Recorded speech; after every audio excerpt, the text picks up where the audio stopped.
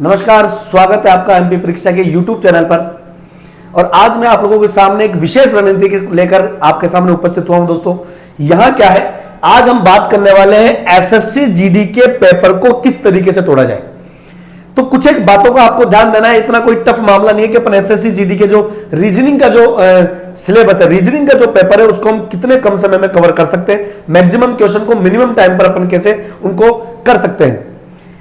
तो मैं आप लोगों से कुछ डिस्कस करना चाहता हूं। आज पूरा एक स्ट्रेटेजी प्लान मैं आप लोगों के सामने लेके आया हूं। सबसे पहले क्या करना है मेरे प्यारे मित्रों, मेरे प्यारे भाइयों, कि यहां जो घटना घट रही है, यहां पर आपको सबसे पहले सिलेबस को एनालिसिस करना है। सबसे पहली बात, सबसे पहली और सबसे महत्वपूर्ण बात यही है, हमें यह तो पता होना चाहिए कि अगर किस तरीके के क्वेश्चंस हमसे पूछे जाते हैं, कहां क्वेश्चंस पे हमें कम मेहनत करनी है और किन क्वेश्चंस पर थोड़ी सी भी मेहनत कर हम मैक्सिमम जो मार्क्स है वो ला सकते हैं।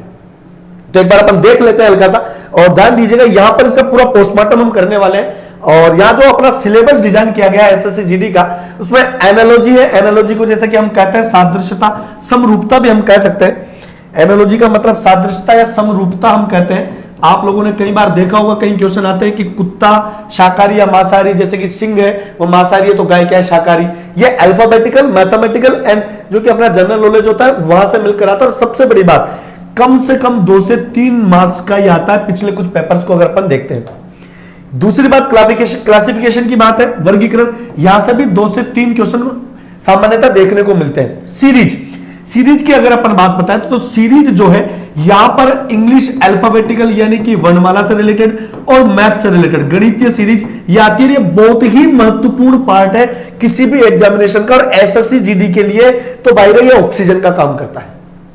अगर मैं नंबर प्रॉब्लम है, नंबर सीरीज और अल्फाबेट सीरीज की बात करता हूं, तो वहां से कम 3 से 4 क्वेश्चंस आपको मिलने ही मिलने, ये कहीं पर भी नहीं जाने वाले। बात करें अल्फाबेटिकल अरेंजमेंट की, तो यहां पर अल्फाबेटिकल अरेंजमेंट वही अल्फाबेटिकल सीरीज की हम बात करें। लॉजिकल अरेंजमेंट होता है तार्किक क्रम यहां पर, ठीक है। रोज एंड रैंक, यहां पर 1 नंबर का क्वेश्चन यहां पर पक्का आएगा। 8वें नंबर का जो टॉपिक है, इसके बिना आपका पेपर नहीं बनने वाला। कोडिंग और डिकोडिंग, मिनिमम कम से कम 2 और मैक्सिमम 3 क्वेश्चंस आपको देखने को मिलेंगे। हम बात करें अगर क्यूब एंड डाइस की, लास्ट ईयर की अगर कुछ एग्जाम्स की मैं बात करता हूं तो क्यूब एंड डाइस और कैलेंडर एंड क्लॉक, और जहां तक मैं बात करूं डिस्टेंस और डायरेक्शन, तो दोस्तों यहां से एक भी क्वेश्चन नहीं पूछा गया है। इसका मतलब यह नहीं है कि हमें इसको नहीं पढ़ना, ठीक है। इसकी पूरी तैयारी करेंगे। उसके बाद मिसिंग कैरेक्टर्स इन फिगर्स, तो भैया ये भी बहुत इंपॉर्टेंट है। एक क्वेश्चन यहां पर और मैथमेटिकल ऑपरेशंस का एक क्वेश्चन यहां पर। तो अगर अपन यहां से देखने की कोशिश करें कि मैक्सिमम टॉपिक कौन सा हमें कवर करने हैं, तो देखिए दोस्तों, 3 दूनी 6, 3 तिया 9, और 9 के बाद में ये 10 और 3 कितने हो जाएंगे, 13 और 1 14 नंबर का मैटर, 14 से 15 नंबर का जो मैटर है वो हमें मुश्किल से 7-8 टॉपिक को पढ़ने पर ही दिख जाता है। ज्यादा लोड नहीं लेना, ठीक है। यहां हम बात करते हैं तो दोस्तों ब्लड रिलेशन से एक क्वेश्चन देखने को आपको जरूर मिलेगा। लॉजिकल वेन डायग्राम, जी हां दोस्तों, यहां पर लॉजिकल वेन डायग्राम बहुत ही महत्वपूर्ण टॉपिक है। और इसके साथ एक न्याय निगमन यानी न्याय वाक्य आता है, जिसे हम कहते हैं सिलोजिज्म। वहां से भी 1 नंबर का क्वेश्चन बनना ही बनना है। यह रहा अपना सिलोजिज्म, ठीक है।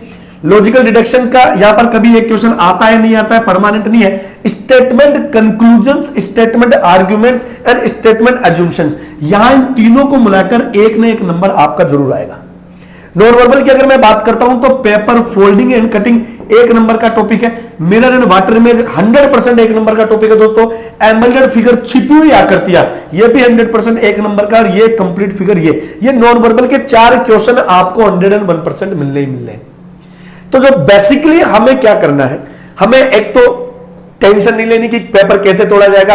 25 मार्क्स का जो अपना पेपर है, इसको इजी वे में, ठीक है, मतलब कम से कम 18 से लेकर 20 मार्क्स तो आप इजी वे में आप यहां से ला सकते हैं। आप कहीं पर भी नहीं छोड़ पाएंगे। केवल आपको मैथमेटिकल्स और अल्फाबेटिकल्स जो टॉपिक है, रिलेटेड जो टॉपिक है वो पढ़ने, और 1, 2, 4 एक्स्ट्रा जो टॉपिक हमने यहां पर बता रखे, जगह सिलोज हो गया, आप लोगों का ये नॉन वर्बल वाला पोर्शन हो गया, उन पर थोड़ी ज्यादा मेहनत करनी है ताकि वो नंबर तो अपन कवर कर सके। अब बात यह आती है कि चलो हमने सिलेबस तो एनालिसिस कर लिया, लेकिन सिलेबस एनालिसिस करने के बाद में अब हम इनकी तैयारी कैसे करें, सर हम रिवीजन कैसे करें। तो दोस्तों रिवीजन करने का एक छोटा सा पैटर्न है, वो मैं आप लोगों को बताने की कोशिश कर रहा हूं कि हम लोग क्या करते हैं, बहुत भी रेयर केस में चीजों को समझ नहीं पाते। मान लो अपने पास रीजनिंग के टोटल 25 टॉपिक्स हैं, हम रोज एक दिन एक टॉपिक पढ़ते हैं। यह नहीं करना, क्योंकि 15वें दिन जब अपन 15वां टॉपिक पढ़ेंगे तो पहला टॉपिक अपने खोपड़ी से बाहर हो जाएगा। हमें इसको डिजाइन कर लेना है, बहुत तगड़ी स्ट्रेटेजी बता रहा हूं। हमें इसको 5 टॉपिक में डिजाइन कर लेना है दोस्तों, कि हर टॉपिक, जैसे कि 5 टॉपिक ये ले लिए, 5 टॉपिक ये लिए, 5 टॉपिक ये लिए, 5 टॉपिक, इस तरीके से टोटल 25 टॉपिक्स को अपन ने इसको डिजाइन कर लिया। बात समझ में आ रही है? तो शुरू के 5 टॉपिक को पहले दिन पढ़ेंगे, फिर दूसरे 5 टॉपिक, फिर तीसरे दिन फिर 5 टॉपिक, फिर चौथे दिन, फिर 5वें दिन। तो 5 दिन तक अपन टोटल 25 टॉपिक्स इनका पढ़ चुके होंगे। जो 60 डे की स्ट्रेटेजी होगी हमारे पास, अब इनको अपन आगे बढ़ाएंगे। अब 60 डे अपन शुरू के कितने टॉपिक ले लेंगे? 7 टॉपिक के एक एक क्वेश्चन उठा के उनको पढ़ेंगे, फिर 7 7 7, देन फिर अगली बार जब आएंगे तो उनके 8 टॉपिक्स लेंगे। तो इस तरीके से ये अपन चलाते जाएंगे, तो एक ही टाइम पर अपन पूरे सिलेबस से टच में रहेंगे मेरे मित्रों, पूरे सिलेबस से टच में रहेंगे। जब सिलेबस को हमने ढंग से एनालिसिस किया, हमको पता है कौन सा टॉपिक कहां पढ़ना है, कौन सा कितने नंबर का क्वेश्चन आता है, प्रीवियस पेपर अपन ने देख लिए, ठीक है। उसके बाद सबसे बड़ी बात, ये सब ज्ञान बेकार है यदि आपने इसकी कोई टेस्ट सीरीज ज्वाइन नहीं की। टेस्ट सीरीज ज्वाइन करने का एक ही मकसद होता है कि हम अपना खुद का पता लगा सकते हैं कि हम कितने पानी में, खुद का हम बता सकते हैं कि हमारे टाइमिंग से क्वेश्चंस हो पा रहे हैं कि नहीं हो पा रहे हैं। जो 25 जो क्वेश्चंस हैं, मैक्सिमम 20 मिनट के अंदर हम कैसे करेंगे, इस चीज को हम देख पाएंगे। स्पीड मैटर करती है दोस्तों।